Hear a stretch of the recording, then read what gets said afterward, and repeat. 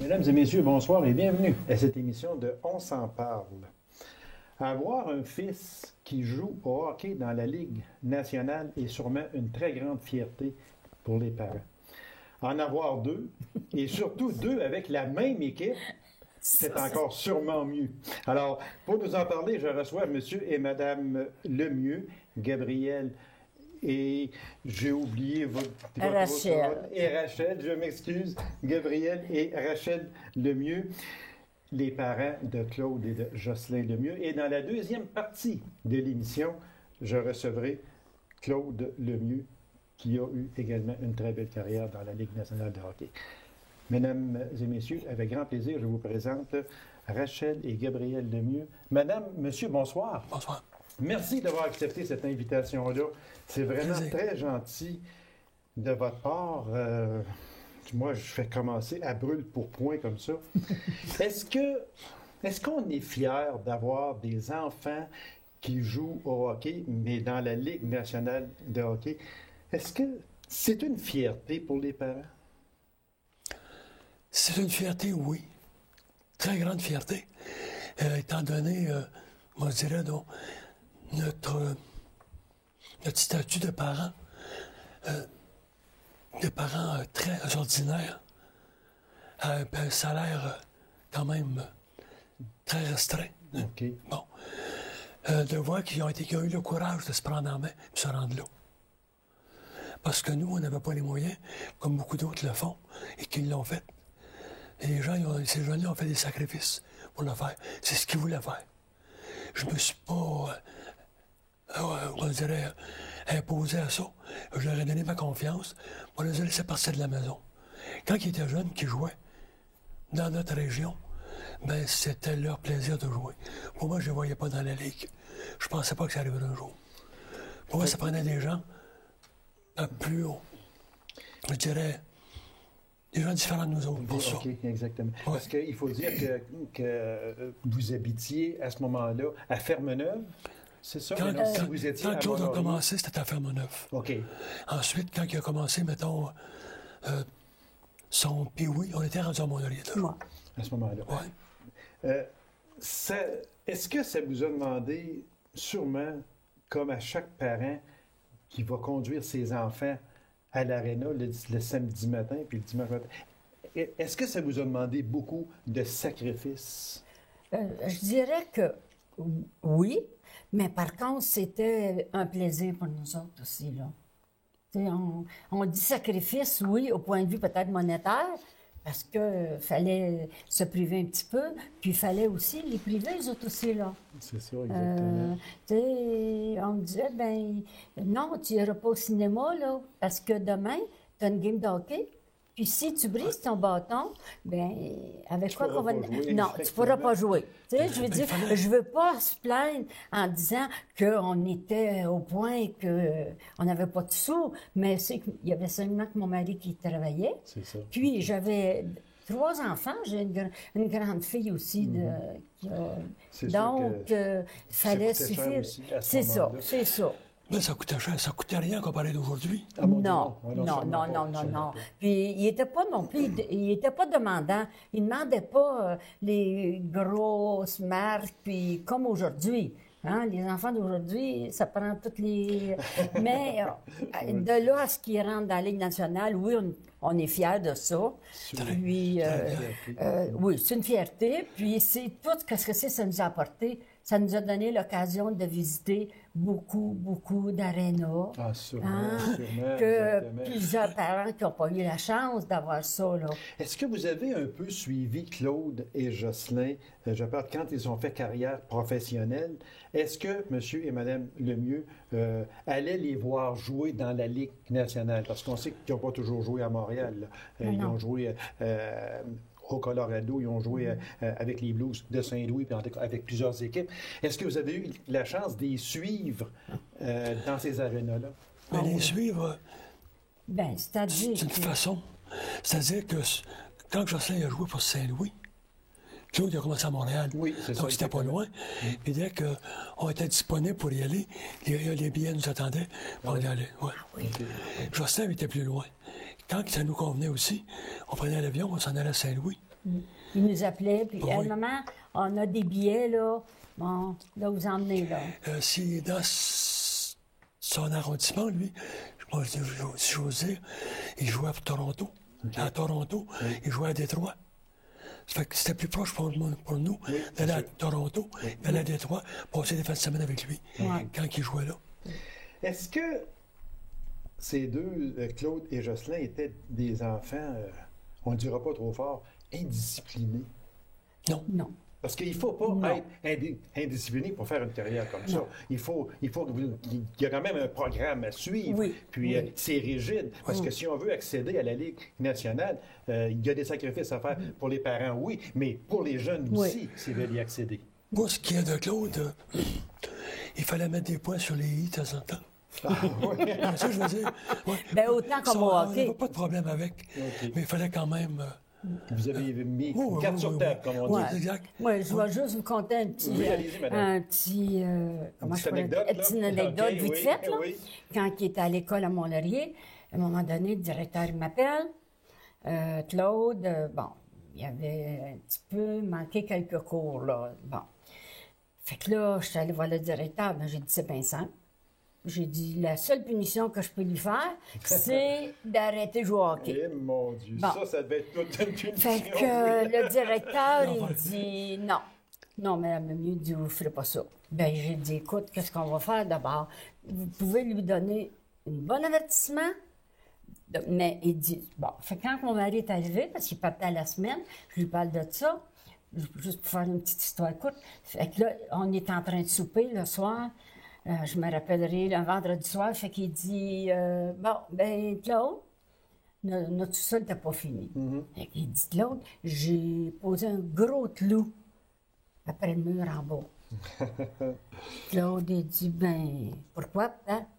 Ben, il dit, si ça continue comme tu fais là, ben, il dit, les patins, on va s'accrocher.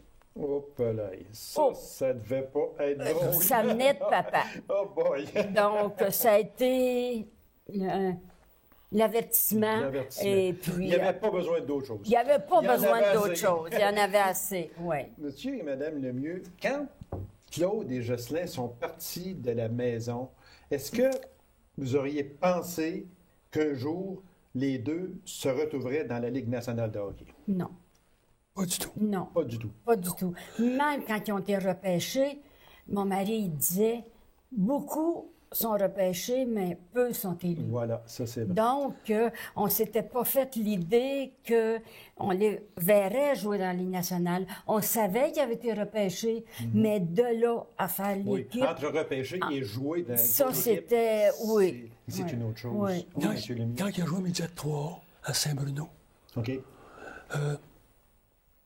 le repas qui terminait la saison, ça avait eu lieu à Drummondville. OK. oui. Puis c'était M. Jean Béliveau qui était le président Le d'honneur, conférencier. conférencier. Le Bon. parrain d'honneur, oui, OK. Ouais. Il avait dit à tous ces jeunes-là, il avait dit, gaspillez pas vos études pour le hockey. Ça peut se faire ensemble. Parce que faut que je vous dise quelque chose, en espérant que vous allez y penser. C'est très peu de joueurs de votre calibre qui rentrent dans la Ligue nationale. On parle de 1 ou 2 %. Eh, mon Dieu. Fait qu'il a dit- Venant d'un patriarche Oh, comme, voilà. comme Voilà. Jean Béliveau. Jean Béliveau, c'était pas n'importe qui Ah parlait. non, il était écouté, même encore aujourd'hui, même s'il est très âgé. il est Fait que moi, encore j'avais écouté. ça dans ma tête. Puis quand Claude était repêché par le Canadien, il y a beaucoup de gens dans la région de Montréal qui disaient on savait que Claude irait loin. Attendez, il a juste été repêché. Quand il est rentré dans la Ligue, première année, pour de bon, en 86, il a gagné la Coupe. On te l'avait dit, ben oui. Mais Oui, c'est ça. pas que je n'avais pas exactement. confiance à mes enfants. C'est ça, exactement. Sauf qu'il faut être réaliste. Là. Oui. Ça peut être un accident, Ouais, ça peut une être blessure, beaucoup de n'importe choses. quoi, Oui, qui fait que... exactement. C'est ça, parce qu'on en a vu des carrières finir très vite. Ben oui. C'est- Oui. Puis on va en avoir encore Oui, aujourd'hui. oui, Toujours, oui, toujours. oui, oui. On va parler de Jocelyn un peu, qui a été sélectionné en première ronde par Saint-Louis, 10e au total, c'était en 1986. Le 9 août 88, échangé au club de hockey canadien de Montréal. Comment vous l'avez appris, puis quelle sorte de fierté vous aviez à ce moment-là? Vous l'avez appris comment d'abord? Qui sont à Montréal. C'est Jocelyn. OK. Jocelyn, maman, je viens d'avoir un téléphone, puis je m'en vais à Montréal. On était heureux les deux. Ah, sûrement. Là, j'étais... Ça a été... Ah, ça, là, c'était là, des plus beaux moments, oui, de nos enfants. Oui. Pour nous, là... à Montréal. Oui, mais tu sais... Oui, exactement. Et puis, je me rappellerai toujours, les jouets, là... mais ça dit que Jocelyn il était pas encore le Canadien, mais il était venu jouer à Montréal. C'était pas évident aussi de les voir jouer un contre l'autre. Ah non, ça devait pas. Ça, là, c'est sûr que ça devait pas être évident. C'était pas évident. Pour le papa et la maman, dans oui, ce temps-là. les deux. Hein? Puis C'est là, la game, là, il y en a qui nous avaient demandé qu'est-ce qu'on souhaitait. Ben, j'ai dit, moi, tout ce que je souhaiterais, ça serait que la game tombe nulle ou que mes deux gars jouent bien. C'est ça, exactement. Mais là, c'est toujours égal jusqu'à la fin de la troisième période. Mais à la fin de la troisième période, Claude compte un but. Bon, donc, le Canadien gagne.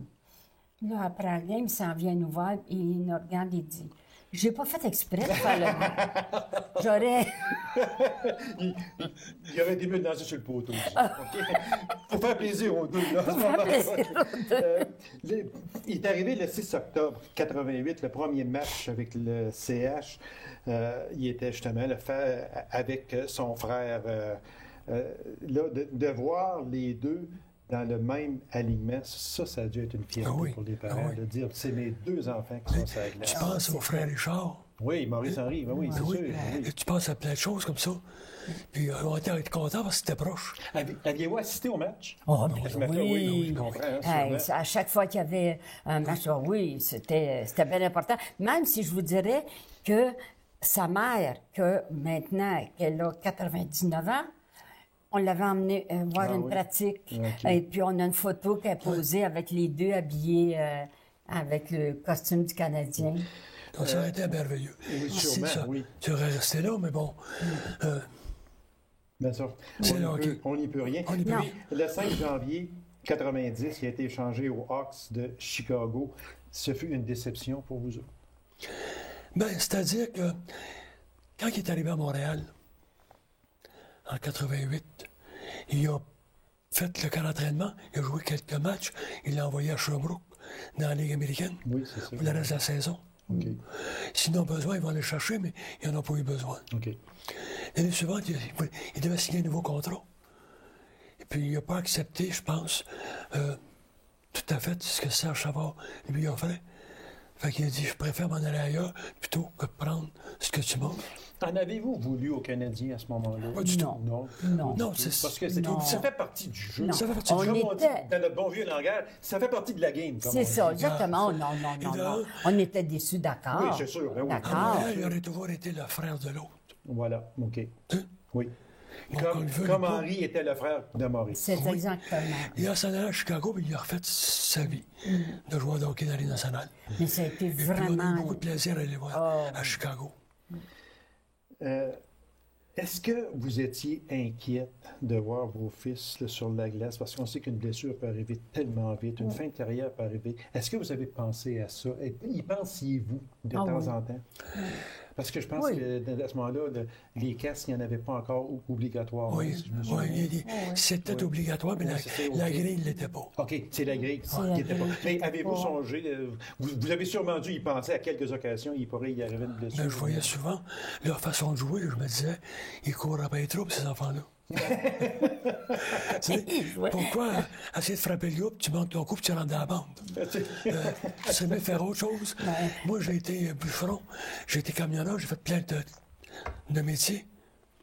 Puis, des risques, j'en ai pris comme ils en ont pris. Oui, sûrement. Fait que pour moi, c'était comme ça. C'est comme ça.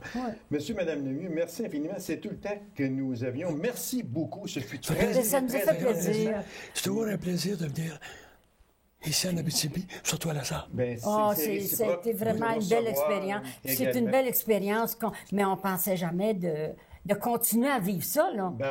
Continuez, puis amusez-vous. Puis on n'a pas parlé de Claude beaucoup parce que Dans la Claude, il deuxième s'en partie vient, lui. de l'émission, là, on va en parler, mais avec lui, de sa carrière. Mais qu'est-ce qui est le fun, juste en Oui. finissant, là, c'est que, comme un exemple, Jocelyn, il continue à jouer avec les anciens Canadiens. OK. Hein? Oui, D'ailleurs, oui, oui. il est venu Oui, au mois de puis on le voit novembre. aussi à Et RDS, puis, etc., quand on on a le une voit aussi, occasion, oui, on va le voir jouer. Ben oui, Puis sûrement. moi, là, personnellement, là, j'ai autant de plaisir à le voir jouer là que quand il était... Que vous en aviez. Oui, parce qu'on a moins de stress. Voilà, exactement. Monsieur, Madame Lemieux, merci infiniment. Ça nous a fait vraiment plaisir. OK. On va juste passer à une courte pause, mesdames et messieurs, et on va vous revenir avec l'ancien numéro 32 du Canadien de Montréal, Claude Lemieux. Reste avec nous.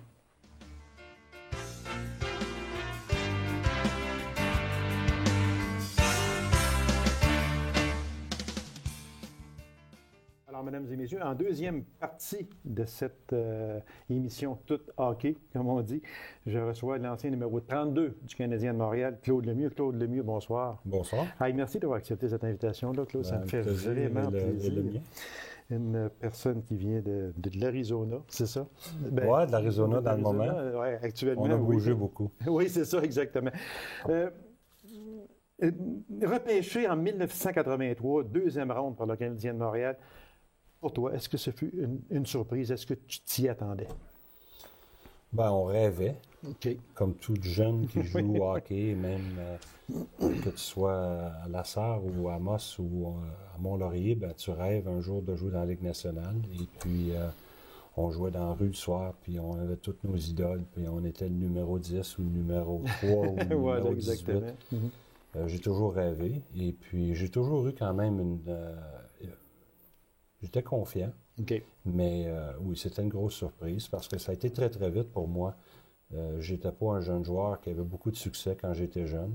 J'ai commencé comme défenseur. Ah, OK. Et puis, à l'âge de 13 ans, ou 14 ans, on m'a mis à l'avant. Puis, pas eu de gros succès jeune, mais le succès est venu plus tard pour moi. Exactement. Regarde, Claude, on va aller là, dans différents faits de ta carrière, autant à Montréal qu'à New Jersey, Colorado. On va commencer avec la 23e Coupe Stanley du Canadien de Montréal. Tu as été un rouage vraiment important. Entre autres, le but victorieux contre Hartford dans le 7e match de la deuxième ronde. Est-ce que c'est un des bons moments pour toi? Ben, c'est le plus grand moment pour moi parce que d'être... Comme je disais, d'être un jeune Québécois de Mont-Laurier qui rêvait de jouer dans la Ligue nationale, qui rêvait de jouer pour le Canadien, qui rêvait de gagner une Coupe Stanley, qui rêvait de marquer le but gagnant, bien, ça a tout arrivé à ma première année, dans le fait. C'est vrai. Dans le fond, en 86, puis c'était un moment incroyable. Claude avait quel âge dans ce temps-là? Pardon? Vous aviez quel âge? J'avais 20 ans. 20 ans. Alors, à 20 ans, voir toute cette gloire nous tomber sur le dos, c'est pas jeune un peu? Comment vous avez réagi à ça? Je me suis rendu compte vite, très, très vite, l'année d'après, dans les séries éliminatoires, je m'attendais à avoir le même succès, puis j'ai réalisé que, bon, premièrement, que tout ce qui avait arrivé, de compter 10 buts dans ma première année dans les séries éliminatoires, d'avoir 4 buts gagnants, 2 buts en supplémentaire, que peut-être que dans toute ma carrière, ça n'arriverait pas. Que ça n'arriverait plus. Ça n'arriverait plus parce que c'était tellement une période incroyable. Et puis, j'avais passé l'année... à Sherbrooke, dans la Ligue américaine, Okay. avant que ce... Qui était le club ferme du Canadien. Exactement. Okay. Et puis, je savais que ce serait dur à Montréal. Je savais que les gens auraient toujours l'idée du vieux Claude Lemieux ou du jeune Claude Lemieux et qu'à Okay. chaque année, on voudrait voir Claude Lemieux marquer des buts gagnants Oui, et marquer 10-12 buts dans les séries. Et c'est pas vraiment réaliste de voir ça toutes les saisons. Claude Lemieux n'a jamais craint le jeu rude. Il me semble qu'il était à son apogée quand ça brassait fort. Philadelphie, Boston, Toronto. On se rappelle là, des clubs. Là, c'était là, vraiment, comme on dit, des clubs pour hommes à ce moment-là. Vous étiez à l'aise dans ce jeu rude-là. Oui, parce que j'étais un joueur de coin de patinoire. C'est ça, oui, exactement. Je n'étais pas un patineur élégant. J'étais un bon patineur, effectif, mais pas élégant. Je n'étais pas quelqu'un qui aimait transporter la rondelle d'un bout à l'autre de la glace. J'aimais ça de l'avoir, la donner, aller me placer. Puis, je me sentais très bien dans les coins. Je me sentais bien en avant du filet. Puis, c'était mon rôle. Puis, un peu la peste de l'équipe. Oui, on va en revenir un petit peu. Ça de temps en temps. On va en revenir un petit peu plus tard sur ça, Claude, si vous me permettez. Votre jeu rude là, a occasionné quand même plusieurs bagarres. On va en parler de une qui est mémorable en 1987 et je pense que vous me voyez venir à ce moment-là. C'était quoi l'idée de toujours à la fin Du réchauffement, de lancer une rondelle dans le filet désert adverse? C'était devenu une coutume. Mais c'est parce que ça a quand même déclenché une fameuse bagarre générale avant un match. Il y a le fameux Ed Ospolar qui a dit, regarde, moi, je vais arrêter ça, là. Je vais y aller sur la glace. C'est quoi exactement? C'était juste un rituel? Oui, c'était une superstition que moi et Shane Corson, on avait. Bon, on s'était développé, ou que ce soit comme Subban et Carey Price qui se donnaient des claques à la main, là, des high five ou low five. Et puis pour nous autres, ben, c'était toujours d'être les deux derniers joueurs. Shane m'attendait toujours sur le côté de la porte. Et on le faisait toujours poliment. On attendait toujours que l'autre équipe soit de retirer. Alors, on était les joueurs qui restaient le plus longtemps sur la patinoire pour le réchauffement. Et puis, on attendait que tout le monde débarque. Et lorsqu'il avait fini, moi, je prenais toujours une rondelle. J'essayais. Des fois, je manquais, mais la majorité du temps, on mettait toujours dans le filet, sans traverser la ligne rouge ou rien de l'autre côté. Et puis, à Philadelphie, ils remarquaient tout. Puis, ils se sont aperçus que quand on le faisait, et que les buts n'avaient pas été tournés ou qu'ils ne jouaient pas des games mentales, si on peut dire, qu'on gagnait nos matchs et il y a 2-3 fois qu'ils l'ont tourné, que la rondelle n'a pas rentré. Ils ont gagné ces matchs-là. Alors, c'est devenu une superstition de leur côté de ne pas nous laisser lancer la rondelle. Fait que là, il s'est emmené sur de la glace, puis... C'était caché en arrière d'un rideau dans le vieux forum à Montréal. Et puis, c'est Bob Gainey qui avait dit, écoutez, les gars, au lieu d'attendre pendant 4-5 minutes, venez-vous-en dans la chambre, puis laissez-les sortir. Puis quand ils auront fini, ben là, vous irez faire ce que vous avez à faire. Et lorsqu'on a retourné sur la patinoire, les gens du forum, ça criait, ça capotait, si on peut dire. Et puis, bon, quand j'ai mis ma rondelle, il y a un bâton Chico Resch avec son bâton gardien qui m'a... Glenn Chico, oui. Exactement, qui a essayé de m'arracher la tête, si on peut dire. Puis la bagarre générale qui a duré environ 15-20 minutes. Ah oui, ça avait duré quand même assez longtemps. L'échange qu'il vous a envoyé aux Devils du New Jersey en retour de Sylvain Turgeon. Déception ou surprise? C'était pas une surprise parce que moi, j'avais demandé à Serge de m'échanger. Ah, OK. Puis, vous l'avez demandé, OK. Serge m'a toujours payé un bon compliment disant que c'était le pire échange qu'il avait fait, mais il avait été très, très juste envers moi, Serge, et puis ça fonctionnait pas vraiment bien pour moi avec Pat Burns. Et c'est pas qu'on s'entendait pas, on se parlait souvent en dehors de la glace, on n'avait aucun problème. Moi, je trouvais que Pat était très gentil. C'était juste une question d'opinion. Pat ne me voyait pas jamais tuer des punitions. Il ne me voyait pas sur la patinoire en fin de match. Il ne me voyait pas souvent en avantage numérique. Puis moi, je me disais, je suis meilleur que qu'est-ce qu'il voit. Puis ça a bien tourné pour moi. Ça a bien été au New Jersey. Exactement. 1995, Coupe Stanley avec les Devils du New Jersey et trophée Conn Smythe remis au meilleur joueur des séries. C'est une fierté aussi, sûrement. C'est la plus grande... J'ai une belle photo que M. Brodeur avait pris de moi, le père à Martin. Le père à Martin, oui. J'étais assis dans la chambre, puis j'ai les deux trophées, un dans la main gauche, un dans la main droite. C'est le moment... C'est le summum. Oui, tu peux pas aller plus haut que ça. Non, tu peux pas. Tu peux pas gagner plus que la Coupe Stanley et tu ne peux pas gagner plus qu'être le meilleur joueur des séries. C'est ça. Alors, non, on ne devient pas le meilleur joueur des séries. On ne gagne pas un trophée comme ça sans avoir une équipe incroyable. Oui, c'est sûr. Moi, j'ai toujours, cette année-là, j'ai donné beaucoup, peut-être tout le crédit à Jacques Lemaire, qui m'a vraiment appris à jouer au hockey au New Jersey. Quand il est arrivé là, c'est là que j'ai vraiment compris. J'étais toujours un joueur qui était très agressif, qui était toujours le premier en avant, sur le forechecking, sur l'avant, comment on dit ça en français? Sur l'échec avant. L'échec avant. Et puis, je courais peut-être un peu trop. Puis, vraiment, Jacques Lemaire avait simplifié comment on joue. Tout un instructeur, Jacques Lemaire. Le meilleur. Ouais. La fameuse mise en échec, Claude, à Chris Draper des Wings de Détroit, qui vous a valu, à partir peut-être de ce moment-là, du titre de le joueur le plus détesté de la Ligue nationale. C'est arrivé comment? Je sais que moi je m'en souviens très bien. Là. Je le vois encore à terre. C'est un accident, je veux dire. C'était pas intentionnel, là, je vais le blesser. Là. Non, je ne le connaissais même pas, Chris Draper. Comme j'ai toujours dit, si j'avais voulu intentionnellement frapper ou faire mal à quelqu'un, j'aurais parti après Fedorov ou Yzerman, qui était le meilleur joueur, oui, exactement, et non pas un joueur de 4e ligne à ce moment-là. Okay. Il était là, il s'est tourné, puis bon, c'est arrivé. Dans les séries, on en met un peu plus. C'était pas un joueur qui était gros de physique. Je pesais environ 225 livres à ce moment-là. Lui, il en pesait peut-être 175, 180. Alors, quand il m'a vu venir, il s'est tourné. Ça arrive très vite. L'impact a eu lieu. L'impact est arrivé. Puis, depuis ce temps-là, on a beaucoup de pénalités pour des mises en échec de côté ou d'arrière. Et aussi, c'était causé parce que les joueurs, souvent vont faire face à la bande pour essayer de faire prendre une punition à l'adversaire. Voilà, exactement.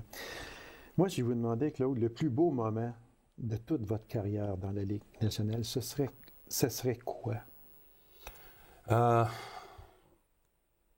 De jouer dans la Ligue nationale, mon premier match contre Vancouver à l'âge de 43 ans, c'est le plus beau moment de ma carrière parce que d'être à retraite pendant 5 ans et demi et de revenir. Ça prend du courage. Oui, ça a pris beaucoup de courage, mais la joie que j'ai eue pendant 6-7 mois de revivre l'expérience, d'aller dans la Ligue américaine, de jouer 23 matchs.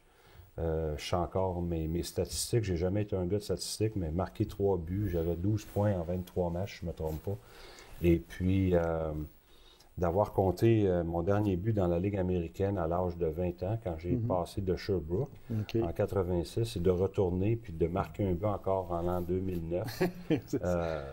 Un moment assez spécial, de jouer avec des gars qui étaient plus jeunes que mes garçons. Et puis d'avoir la chance d'avoir mon plus jeune qui avait 13 ans à ce moment-là, Brandon, de me suivre, puis de vivre avec moi, puis de vivre la vie d'un joueur de hockey dans la Ligue américaine et dans la Ligue nationale. Ce fut un de vos plus beaux moments de hockey. Le pire moment, ce serait quoi le pire moment? Le pire moment, je ne sais pas. J'ai été chanceux. C'est sûr qu'on a peut-être la période après avoir frappé Draper, parce que vraiment, je me disais que j'avais eu tellement de belles carrières et que tellement de personnes, que les médias, les amateurs de hockey, de vraiment de me catégoriser comme un joueur cochon, si on peut dire, en québécois, pour une mise en échec. Tu sais, si je regarde ma carrière qui a été de plus de 20 ans, j'ai été suspendu peut-être 3-4 fois en 20 ans. Quand même, j'ai eu une bonne carrière. Vous avez une bonne carrière. Et puis, quand on dit qu'on est un joueur physique et on a 4 ou 5 mises en échec par match, en moyenne, bien, c'est difficile, c'est une période de 20 ans, de toujours prendre la bonne décision. C'est vrai. En terminant, Claude Lemieux qui a remporté 4 Coupes Stanley, une à Montréal, 2 avec les Devils du New Jersey et une avec l'Avalanche du Colorado. Claude Lemieux, merci infiniment, c'était très intéressant. Ça fait plaisir. Merci beaucoup. Alors, mesdames et messieurs, merci d'avoir été là. On se donne rendez-vous à une prochaine émission de On s'en parle. Au revoir et bonne semaine.